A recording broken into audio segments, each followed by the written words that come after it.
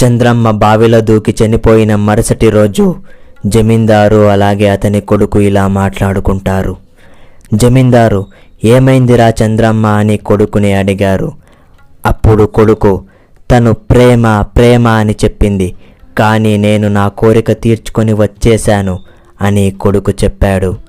అప్పుడు తండ్రి, ఎలాగో ఒకసారి అనుభవించావు కదా, ఇంకొకసారి కూడా అనుభవించు అని చెప్పారు. అప్పుడు కొడుకు, అవును నాన్న, నువ్వు చెప్పింది నిజమే, నాకు కూడా ఆ ఆశ ఉంది, ఇప్పుడే చంద్రమ్మ ఇంటికి వెళ్తాను అని జమీందారు కొడుకు చెప్పాడు. తరువాత జమీందారి కొడుకు చంద్రమ్మ ఇంటికి వచ్చాడు. తలుపులు తెరిసే ఉన్నాయి. లోపలికి వెళ్ళి చూశాడు. చూస్తే చంద్రమ్మ ఇంట్లో లేదు. ఎక్కడికైనా బయటికి వెళ్ళుంటుందిలే, అసలే తను వ్యభిచారి, గిరాకీ కోసం వెళ్ళుంటుందిలే అని అనుకొని జమీందారు కొడుకు అక్కడి నుంచి వెళ్ళిపోయాడు. మరుసటి రోజు మళ్ళీ వచ్చాడు. అప్పుడు కూడా తలుపులు తెరిసే ఉన్నాయి, కానీ చంద్రమ్మ ఇంట్లో లేదు. సరేలే, ఎక్కడికైనా వెళ్ళని, నాకెందుకు అని అక్కడి నుంచి వెళ్ళిపోయాడు. తరువాత ఒక అమ్మాయి 2 రోజుల క్రితం మా ఇంటి దగ్గర ఉన్న బావిలో రాత్రి 12 గంటలకి ఒక అమ్మాయి బావిలో దూకేసింది.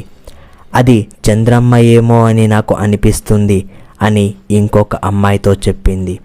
అప్పుడు ఆమె, అవునా, అందుకే చంద్రమ్మ 2 రోజులుగా కనబడట్లేదు అని చెప్పింది. అలాగే చంద్రమ్మ చనిపోయింది అని ఊరంతా తెలిసిపోయింది.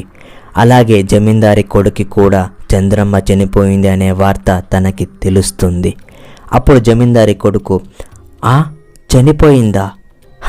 పోనీలే, నా కోరిక తీరింది కదా, ఇక తనతో నాకు పని లేదు అని అనుకుంటాడు. ఈ విషయం జమీందారి కొడుకు తన తండ్రితో చెప్తాడు.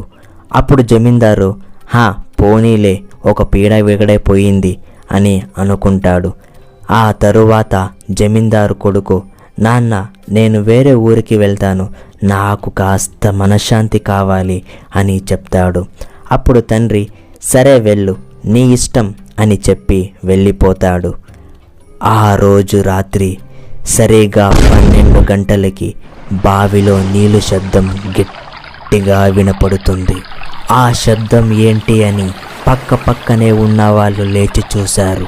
చూస్తే చాలా లోతుగా ఉన్న నీళ్లు బావిలో నుంచి బయటికి ఉక్కి పడుతున్నాయి. అక్కడ చూస్తున్న జనం భయంతో దేవుణ్ణి తలుచుకొని పడుకున్నారు. ఉదయం అయ్యింది. రాత్రి చూసిన జనం ఉదయం ఆ బావి దగ్గరికి వెళ్ళి చూశారు. నీళ్లు చాలా లోతుగా ఉన్నాయి. ఇంత కిందకి ఉన్న నీళ్లు ఎలా అంత పైకి వచ్చి బయటికి పడుతూ ఉన్నాయని అనుకున్నారు. ఆ విషయాన్ని ఊరందరికీ చెప్పారు. కాస్త జనం భయపడ్డారు, కాస్త జనం ఆశ్చర్యపడ్డారు, ఇంకాస్త జనం అలా ఎలా సాధ్యం, మీరు ఏదో కలగన్నారు అని చెప్పారు. అప్పుడు ఒక అమ్మాయి, కల అయితే నా ఒక్కదానికే రావాలి కదా, వాళ్ళందరికీ ఒకే కల ఒకేలాగా ఎలా వస్తుంది అని అడుగుతుంది. అప్పుడు జనం అందరూ అవును నిజమే అని అన్నారు. అప్పుడు ఆ అమ్మాయి, మీకు అంత అనుమానంగా ఉంటే ఈరోజు అందరూ రండి, మీకే తెలుస్తుంది అని చెప్పింది. అప్పుడు ఆ జనం సరే అందరూ వస్తాం అని చెప్పారు. సమయం రాత్రి 10 గంటలు అయ్యింది. ఊరిలో జనం అందరూ ఆ బావి దగ్గరికి వచ్చారు. సమయం సరిగ్గా 12 గంటలు అయ్యింది. బావిలో నుంచి శబ్దం వస్తుంది. ఆ శబ్దానికి జనం అందరూ ఆశ్చర్యంగా చూస్తూ ఉన్నారు. చూస్తూ ఉండంగా ఒక్కసారిగా నీళ్లు పైకెగిరి బయటకు పడ్డాయి.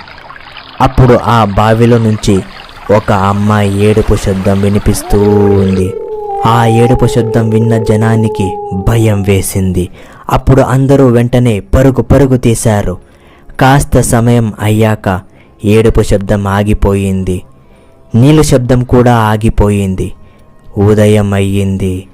ఊరిలో జనం ఆ ఏడుపు శబ్దం చంద్రమ్మదే, తనే ఆత్మహత్య చేసుకుంది కాబట్టి తను ఆత్మ అలా చేస్తుంది అని ఊరిలో జనం అందరూ అనుకున్నారు.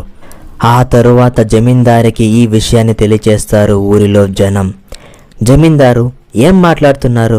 బావిలో నుంచి నీళ్లు పైకి ఎగిరి ఎలా పడతాయి? ఏడుపు శబ్దం ఏంటి అని జమీందారు అడిగారు. అప్పుడు జనం, అవునయ్యా, మేమంతా చెప్తున్నది నిజం అని చెప్పారు. చనిపోయిన చంద్రమ్మ ఆత్మ ఇలా చేస్తుంది అని మా అందరికీ అనుమానం అని అనిపిస్తుందయ్యా అని చెప్పారు. అప్పుడు జమీందారు, ఏంటి చంద్రమ్మ ఆత్మ అని ఆశ్చర్యంగా చెప్పారు. జమీందారు అలా ఆశ్చర్యంగా చెప్పాక ఏం జరిగింది అనేది తెలుసుకోవాలి అంటే నెక్స్ట్ ఎపిసోడ్ వరకు వెయిట్ చేయాల్సిందే. అలాగే మా ఛానల్ని సబ్స్క్రైబ్ చేసుకోండి, పక్కనే ఉన్న బెల్ సింబల్ని యాక్టివేట్ చేసుకోండి. మేము ఏ వీడియో పెట్టినా మీకు నోటిఫికేషన్ ద్వారా వచ్చేస్తుంది.